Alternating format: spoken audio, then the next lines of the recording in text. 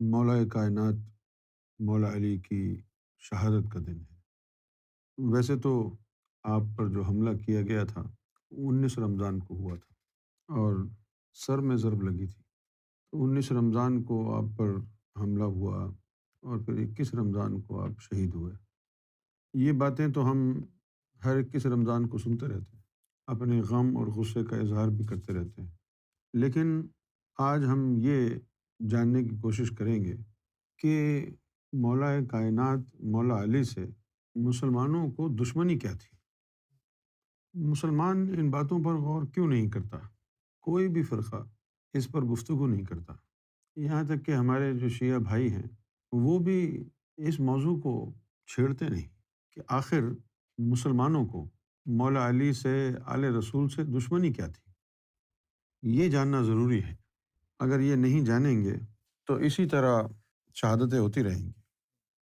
ایک دفعہ سرکار تشریف فرما تھے ہمارے گھر، تو میں باہر سڑک پر تھا، گھر کے باہر، تو ہمارے جو سرکار کے ماننے والے ہیں ان میں سے چند لوگوں کا رویہ اور بیہیویئر سرکار نے میرے ساتھ دیکھا، اور پھر اس دن رات کو سرکار نے مجھ سے پوچھا اور فرمانے لگے، ہم تمہارے یہاں آ کے ٹھہرتے ہیں، تم کو اتنا قریب کیا ہم نے، ہم یہ سمجھتے تھے کہ اس وجہ سے لوگ تمہاری عزت کریں گے، لیکن ہم نے دیکھا کہ ہم تمہارے پاس آ کے ٹھہرتے ہیں، تم کو قریب کیا ہم نے، بجائے اس کے کہ لوگ ہماری وجہ سے تم سے محبت کریں، اس وجہ سے لوگ تجھ سے نفرت کرتے ہیں۔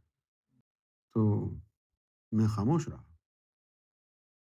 پتہ نہیں چلتا ہے کہ بندہ اندر سے کیسا ہے، جب تک انسان کا اندر پاک اور صاف نہ ہو جائے کوئی پتہ نہیں چلتا بندہ اندر سے کیسا ہے اور باہر سے کیسا ہے۔ حضور نبی کریم صلی اللہ علیہ وسلم کے وصال کے بعد صحابہ کرام نے مولا علی اور آل رسول کا بائیکاٹ کر دیا تھا، ان کو کوئی سلام نہیں کرتا تھا۔ اہل سنت والجماعت میں آج لوگ یہ تو کہتے ہیں کہ بھائی شیعہ بھی ایک فرقہ ہے اور بس ایک فرقے کے طور پر جانتے ہیں، لیکن کبھی جاننے کی کوشش کی ہے کہ یہ فرقہ کیوں بنا؟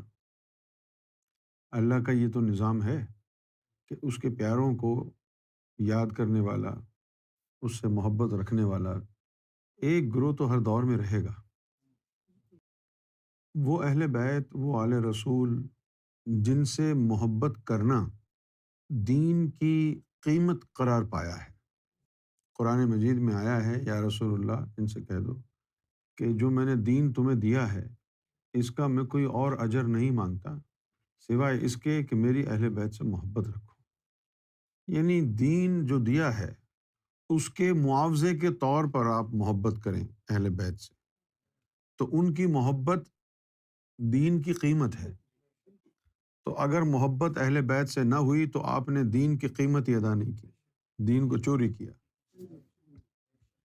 آپ دیکھیں، سچی بات اگر دیکھنا چاہتے ہیں، یہ دیکھنا چاہتے ہیں کہ کون صحیح بندہ ہے کون غلط بندہ ہے، تو صرف اتنا دیکھنا کہ جن لوگوں نے آل رسول مولا علی اہل بیت پر ظلم و ستم کیا ہے، ایسے لوگوں پر اچھے لوگ لعنت بھیجتے ہیں۔ جن لوگوں نے مولا علی کو شہید کرایا، جن لوگوں نے امام حسن کو زہر دیا، جن لوگوں نے امام حسین کو کربلا میں چھوٹے چھوٹے بچوں کے ساتھ کاٹ کے رکھ دیا، اگر ان کے قاتلوں کے سے آپ کے دل میں محبت ہے، آپ ان کے لیے نرم گوشہ رکھتے ہیں، تو آپ سے بڑا دنیا میں ملعون کوئی نہیں ہے۔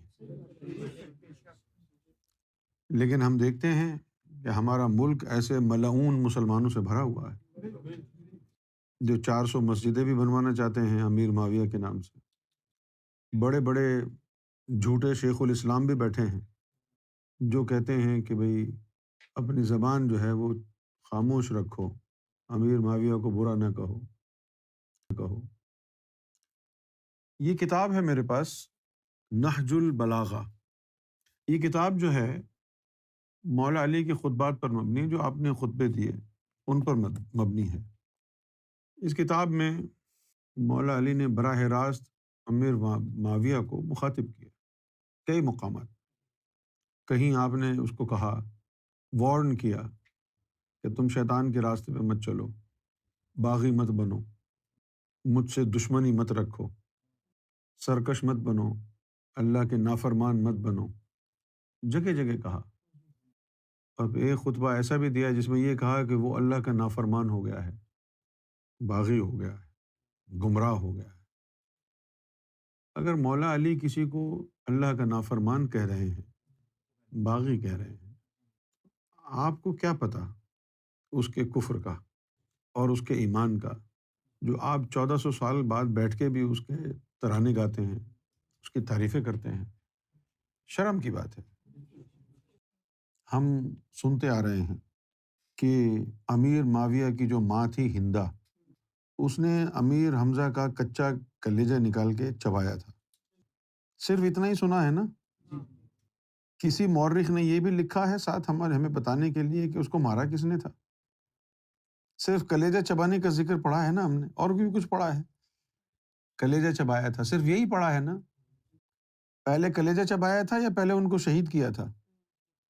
کس نے شہید کیا تھا؟ ابو سفیان نے۔ اس دشمنی پر کوئی فرق پڑا جو امیر حمزہ سے شروع ہوئی ہے؟ محمد رسول اللہ صلی اللہ علیہ وسلم کے خلاف سازشیں کی ہیں، پھر اس کے بعد امام حسن کو زہر دلوایا ہے، پھر اس کے بعد مولا علی کو شہید کرایا، پھر امام حسن کو زہر دلوایا، پھر کربلا کا واقعہ پیش آیا۔ وجہ کیا تھی؟ آج ایسی روحیں نہیں نظر آتی آپ کو؟ میں نے تو بے شمار دیکھی ہیں۔ یہ دشمن خدا ہیں۔ میں سرکار کے ساتھ ساؤتھ افریقہ جا رہا تھا، تو ہم کراچی سے دبئی گئے سرکار کے ساتھ۔ دبئی سے پھر ہماری فلائٹ جو تھی وہ آگے کی تھی، وہاں سے جو ہے کینیا ایئر ویز سے سرکار کے ساتھ دبئی سے ہم نائروبی گئے۔ پہلے نائروبی میں ایک رات کا قیام سرکار کے ساتھ ہوا، ایک 5 اسٹار ہوٹل ہے وہاں پر، نام بھول گیا میں وہاں، اور پھر وہاں سے مومباسا ایک جگہ ہے، وہاں اسٹاپ تھا، اور پھر وہاں سے ہم جوہانسبرگ پہنچے۔ اس فلائٹ پر سرکار نے مجھے یہ بتایا کہ دو بڑے بڑے منافقین میں سے ایک منافق کراچی میں رہتا ہے اور ایک منافق راول پنڈی میں رہتا ہے۔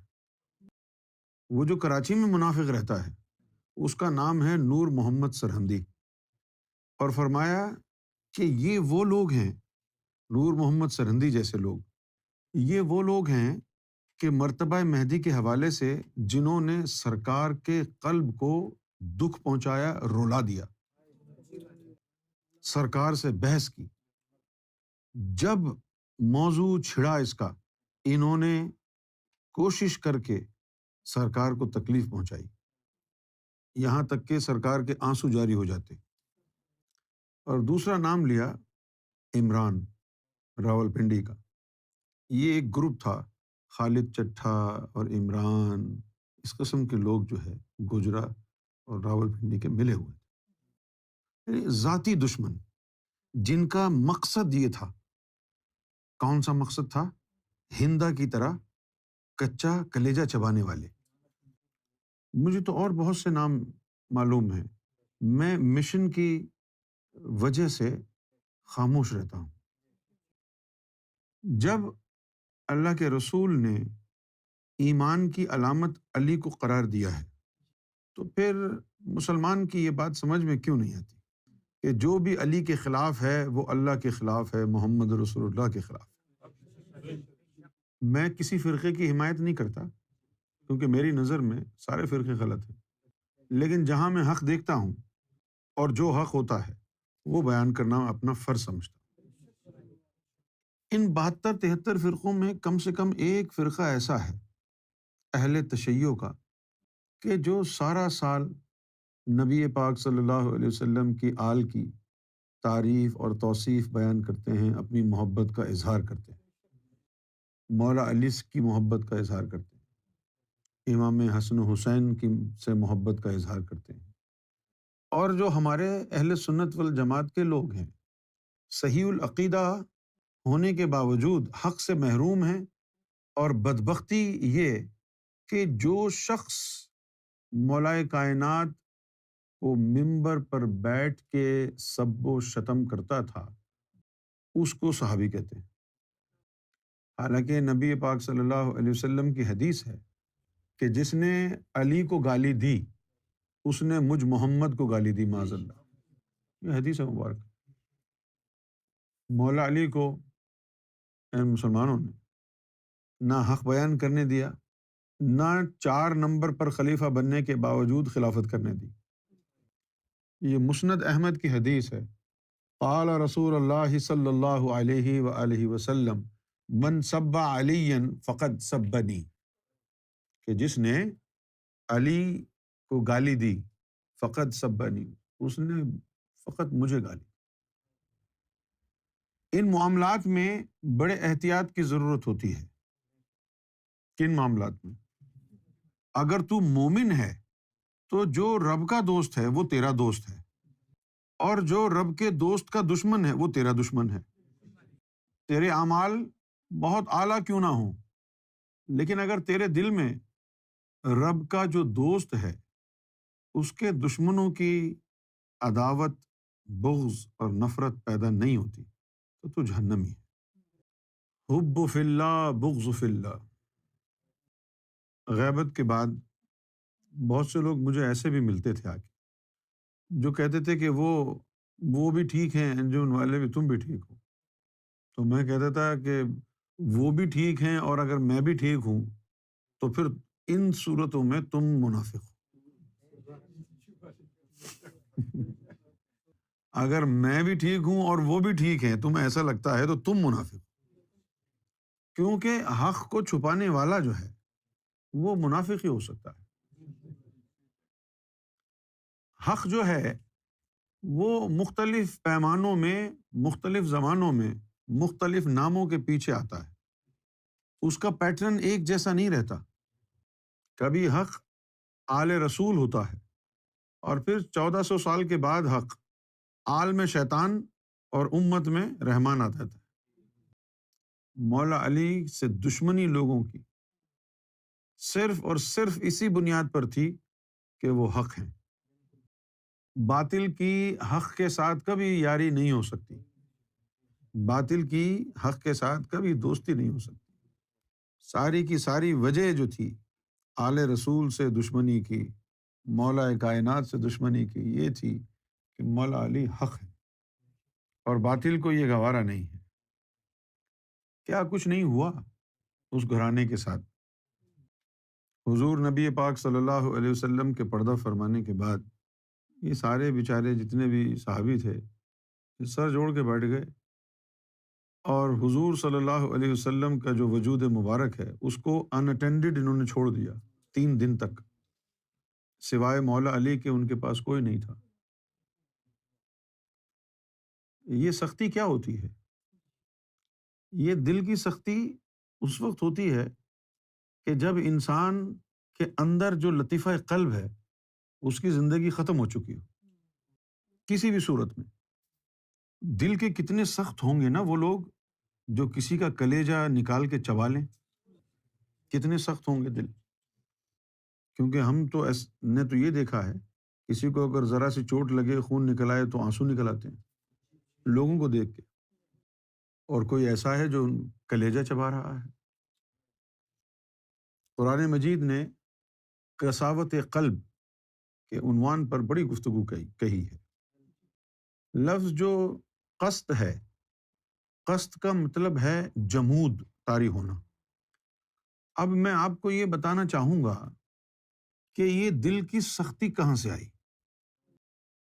ایک روح کہلاتی ہے روح جمادی۔ اگر روح جمادی مومن ہے تو آپ کا دل اس روح جمادی سے بنا ہے، وہ فوراً ذکر اللہ کو ایکسیپٹ کر لیتا ہے، اور اگر روح جمادی کافروں میں سے ہے تو پھر وہ دل میں ایسا جمود قائم کرتی ہے کہ نور اور ذکر اللہ کو ایکسیپٹ نہیں کرنے دیتی، داخل نہیں ہوتا۔ یہ ایک قانون ہے اللہ کا۔ قانون کیا ہے؟ جب اللہ تعالیٰ نے یوم ازل میں بٹوارا کر دیا تو دیکھیے، کبھی آپ کو یہ خیال آیا کہ جنت کے لذات دکھائے؟ کون سی جنت کے لذات دکھائے؟ پہلی، دوسری، تیسری، چوتھی، پانچویں، چھٹی، ساتویں، کس؟ یہ بات تو ایک اجمالی طور پر بیان کی گئی ہے، ویری کنسائسلی، کہ دنیا کے لذات دکھائے اور جنت کی، مزید تفصیل میں نہیں گئے۔ لیکن جب آپ اوپر پہنچیں گے لوح محفوظ پر تو پھر آپ کو پتہ چلے گا تفصیلات اور کیا ہیں۔ تفصیلات اور کیا ہیں کہ جن لوگوں کو آدم صفی اللہ کا امتی بنانا تھا، ان لوگوں کو خلد کے لذات دکھائے گئے۔ جن کو ابراہیم کا امتی بننا تھا، ان کو جو ہے دارالسلام کے دکھائے گئے۔ اس کے بعد جو تیسرے لطیفے کی تعلیم لے کے آیا، دارالقرار۔ تو اس طرح مختلف ایپیسوڈز کے اندر یہ کام ہوا۔ جیسے اب دنیا کے لذات ہیں، دنیا کے لذات میں کیا ہے؟ دنیا میں بہت سارے لذات ہیں۔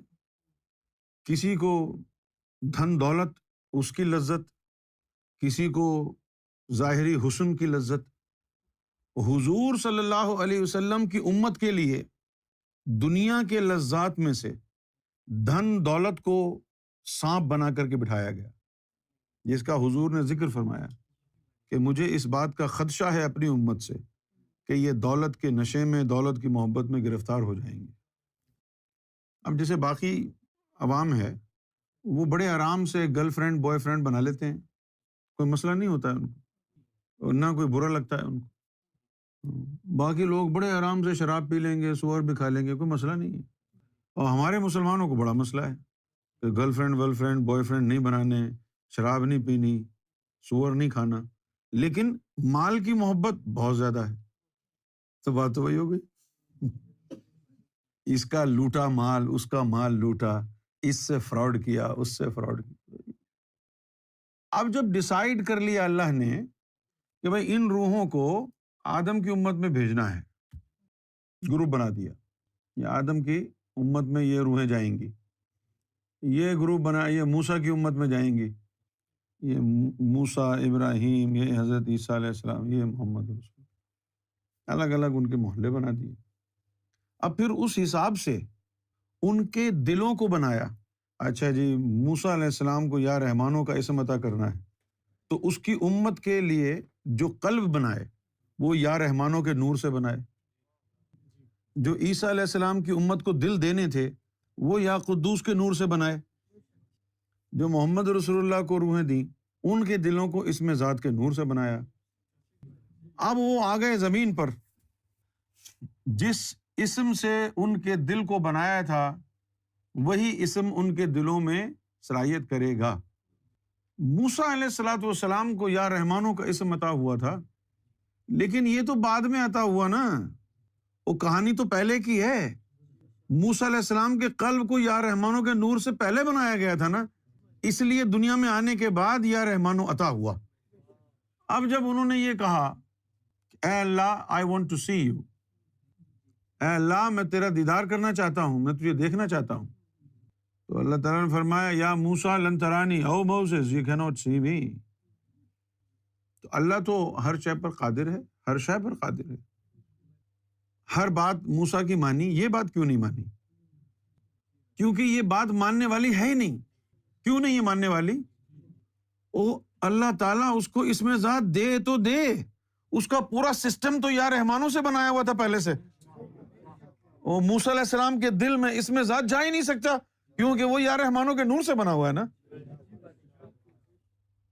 صرف اور صرف ایک نام ہے، لا الہ الا اللہ محمد رسول اللہ، لعنت اللہ علی الکاذبین۔ صرف ایک نام ہے جو کیسا بھی دل ہو اس کو قابو میں کر سکتا ہے۔ صرف ایک نام ہے، اور وہ نام ہے امام مہدی کا۔ کسی کا دل یا رحمانوں سے بنا ہو، یا رحیم سے، یا ودود سے، یا قدوس سے، یا مٹی سے بنا،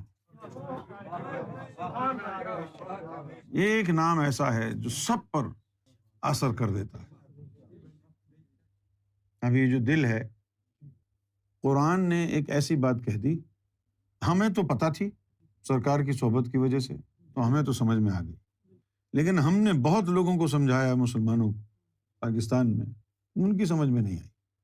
وہ کیا تھی کہ قرآن نے یہ کہا فَوَيْلٌ لِّلْقَاسِيَةِ فِي قُلُوبِهِم مِّن ذِكْرِ اللَّهِ أُولَٰئِكَ فِي ضَلَالٍ مُّبِينٍ، کہ اور ہلاکت اور تباہی ہے ایسے لوگوں کی کہ جن کے دل اتنے سخت ہیں کہ اللہ کا ذکر ان میں داخل نہیں ہوتا، اور اولئک فی ضلال مبین، اور یہ لوگ کھلے گمراہ ہیں۔ دل کا ذکر نہ کرنا، اس میں ذکر اللہ کا سرائیت نہ کرنا گمراہی ہے، اور ہدایت کیا ہے؟ قلب کا اللہ کا ذکر کرنا اور سرائیت ذکر اللہ کا دل میں کر جانا، یہ ہے ہدایت۔ اور ہمارے علماء ہم کو یہی طعنے دیتے ہیں، بس ذکر اللہ کرتے رہو اور کچھ نہیں کرنا، تم ذکر اللہ سے کیا ہوتا ہے؟ کیونکہ قرآن نہیں پڑھا ہوا نا، اندھے ہیں، بد باطن ہیں۔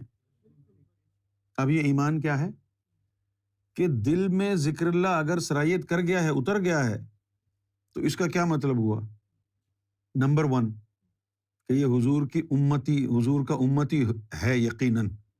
نمبر 2، اس کے دل کو اللہ نے اسم ذات کے نور سے بنایا تھا، تبھی اس کا ذکر چلا ہے، یہ مومن ہے۔ کیونکہ یہ نمازیں تو تم اب پڑھ رہے ہو نا، دل میں نور تو یوم ازل میں اتارا تھا، یہ روزے تو تم اب رکھ رہے ہو نا، تو کیا خبر منافق نماز پڑھ رہا ہو؟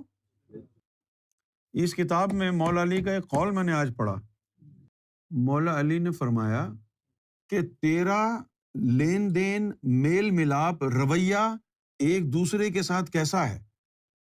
تیرا میل ملاپ، رویہ ایک دوسرے کے ساتھ تیری نماز اور تیرے روزے سے افضل ہے۔ جیسے اب کوئی بندہ بھوکا آ گیا اور آپ اس سے کترا کے نکل گئے، پھر تیری نمازیں بیکار ہیں۔ کسی یتیم کے ہاتھ پہ سر نہیں رکھا، پھر تیرا حج، نماز، ذکر سب بیکار۔ رویہ، دل میں انسانیت کا درد کہ کوئی ضرورت مند ہے تو تو اپنا حج چھوڑ دے، پیسہ نکال کے حج کا اس کو دے دے، ضرورت مند کو۔ آج دنیا میں یہ نظر نہیں آ رہا ہمیں، اس لیے نظر نہیں آ رہا کہ آج دنیا میں منافقوں نے اسلام کا لبادہ اوڑھ رکھا ہے، مرتدوں نے دین کا لبادہ اوڑھ رکھا ہے، اور جو اساس ایمان ہے اس کے دشمن بنے ہوئے ہیں۔ یہ چیز ہے اصل، اس سے پتہ چلے گا آپ حلالی ہو یا حرامی ہو، اس قلب سے۔